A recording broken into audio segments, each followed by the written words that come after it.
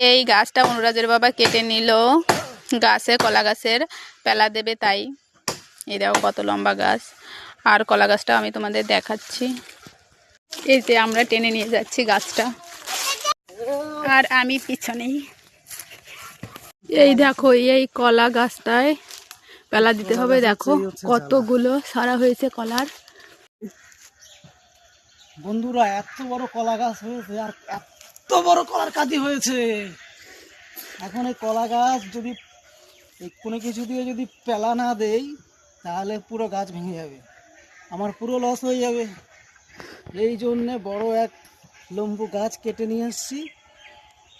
ওই গাছ দিয়ে ঠিকা দিলে তবে কলা গাছ আর পড়বে না। গাছটা লম্বা বেশি হয়ে গেছে, তার জন্য অনুরাজের বাবা এইটা এই যে কেটে নিচ্ছে। লম্বু গাছ তো অনেক লম্বা, দেখো কি পরিশ্রম করছে। এই দেখো বন্ধুরা, সে গাছটা উঠাতেই পারছে না, এত পরিমাণ ভারী। এই দেখো কি কষ্ট করছে।